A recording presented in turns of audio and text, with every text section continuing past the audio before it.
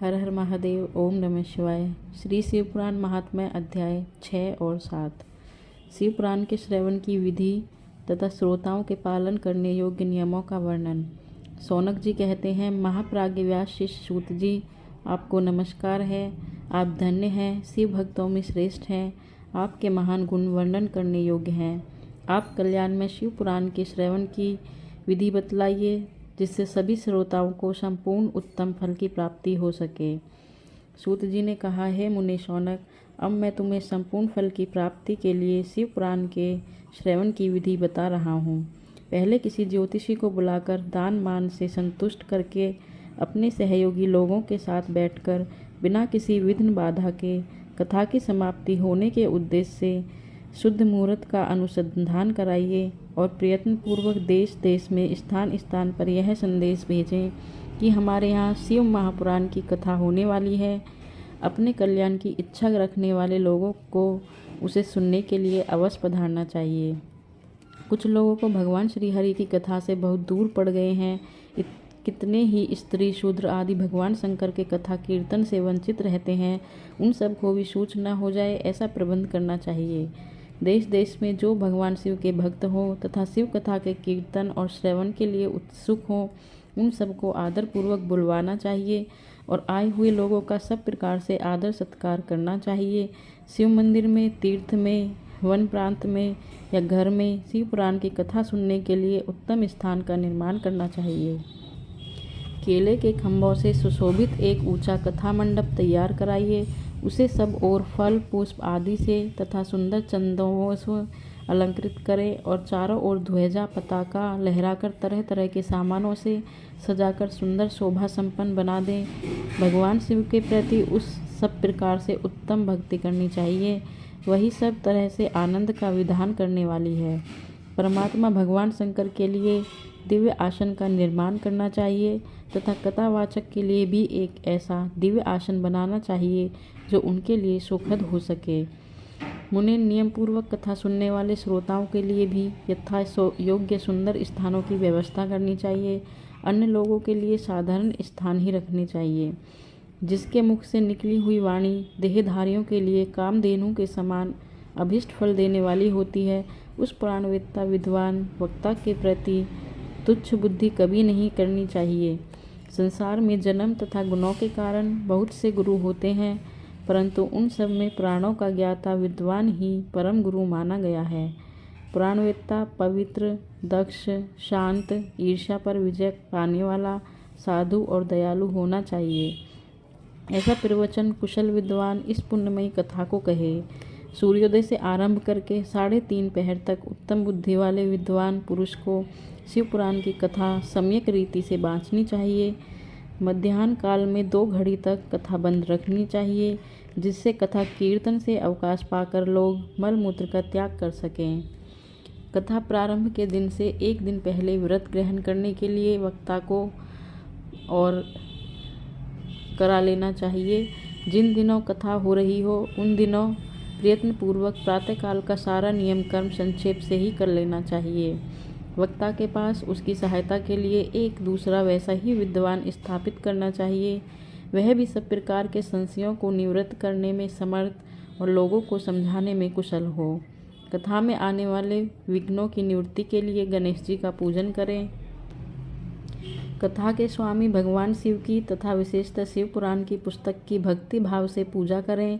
तत्पश्चात उत्तम बुद्धि वाला श्रोता तन मन से शुद्ध एवं प्रसन्नचित हो आदर पूर्वक शिव पुराण की कथा सुने।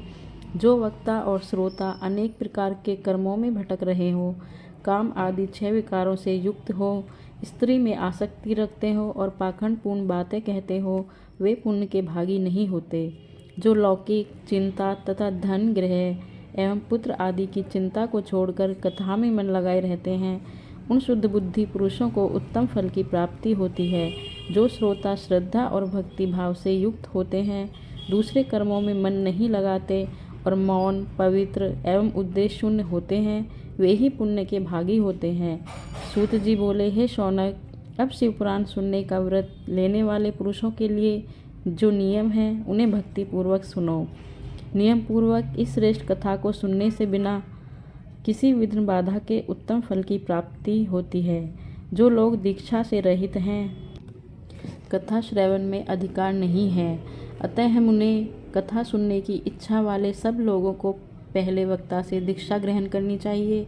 जो लोग नियम से कथा सुने, उनको ब्रह्मचर्य से रहना, भूमि पर सोना, पत्तल में खाना और प्रतिदिन कथा समाप्त होने पर ही अन्न ग्रहण करना चाहिए।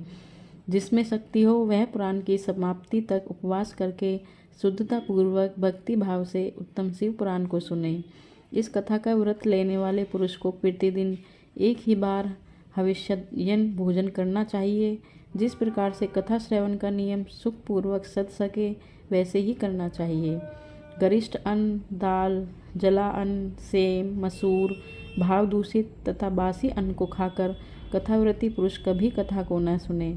जिसने कथा का व्रत ले रखा हो वह पुरुष प्याज, लहसुन, हींग, गाजर, मादक वस्तु तथा आमिष कही जाने वाली वस्तुओं का त्याग दे। कथा का व्रत लेने वाला पुरुष काम, क्रोध आदि 6 विकारों को, ब्राह्मणों की निंदा को तथा पतिव्रता और साधु संतों की निंदा को त्याग दे। कथाव्रती पुरुष प्रतिदिन सत्य, शौच, दया, मौन, सरलता, विनय और हार्दिक उदारता, इन सद्गुणों को सदा अपनाए रहता है। श्रोता निष्काम हो या सकाम, वह नियम पूर्वक कथा सुने। सकाम पुरुष अपनी अभीष्ट कामना को प्राप्त करता है और निष्काम पुरुष मोक्ष पा लेता है। दरिद्र, क्षय का रोगी, पापी, भाग्यहीन तथा संतान रहित पुरुष भी इस उत्तम कथा को सुने। काक बंध्या आदि जो 7 प्रकार की दुष्टा स्त्रियां वे तथा जिसका गर्भ गिर जाता हो वह, इन सभी को शिव पुराण की उत्तम कथा सुननी चाहिए। मुने, स्त्री हो या पुरुष, सबको यत्नपूर्वक विधि विधान से शिव पुराण की यह उत्तम कथा सुननी चाहिए। महर्षि, इस तरह शिव पुराण की कथा के पाठ एवं श्रवण संबंधी यज्ञोत्सव की समाप्ति होने पर श्रोताओं को भक्ति एवं प्रयत्न पूर्वक भगवान शिव की पूजा की भांति पुराण पुस्तक की भी पूजा करनी चाहिए। तदंतर विधि पूर्वक वक्ता का भी पूजन करना आवश्यक है।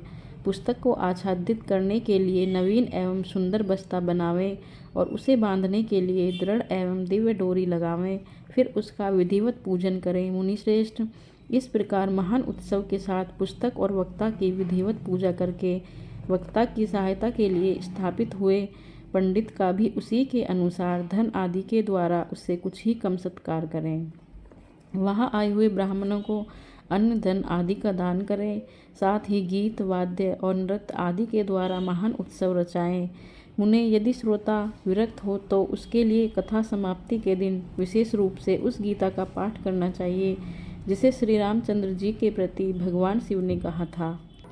यदि श्रोता गृहस्थ हो तो उस बुद्धिमान को उस श्रवण कर्म की शांति के लिए शुद्ध हविष के द्वारा होम करना चाहिए। मुने, रुद्र संहिता के प्रत्येक श्लोक द्वारा होम करना उचित है।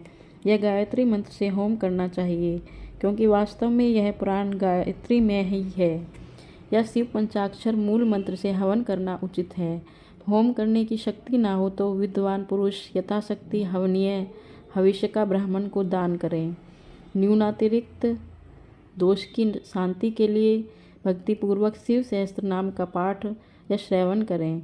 इससे सब कुछ सफल होता है, इसमें संशय नहीं है, क्योंकि तीनों लोकों में उससे बढ़कर कोई वस्तु नहीं है।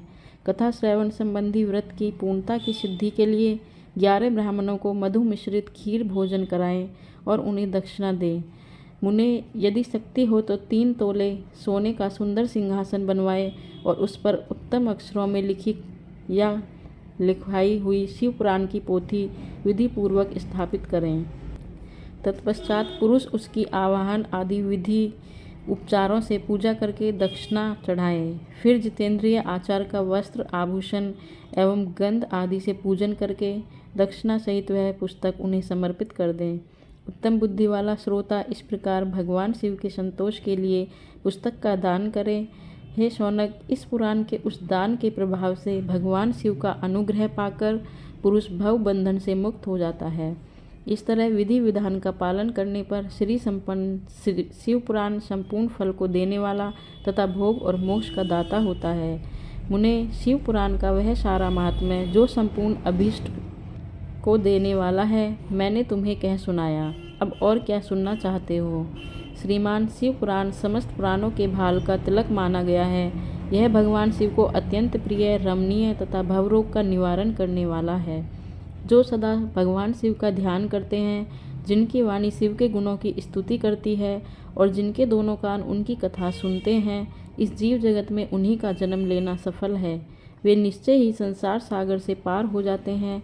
भिन्न भिन्न प्रकार के समस्त गुण, जिनके सच्चिदानंदमय स्वरूप का कभी स्पर्श नहीं करते, जो अपनी महिमा से जगत के बाहर और भीतर भासमान है तथा जो मन के बाहर और भीतर वाणी एवं मनोवृत्ति रूप में प्रकाशित होते हैं, उन अनंत आनंद घन स्वरूप परम शिव की मैं शरण लेता हूँ। श्री शिव पुराण महात्म्य अध्याय 6 और 7 समाप्त।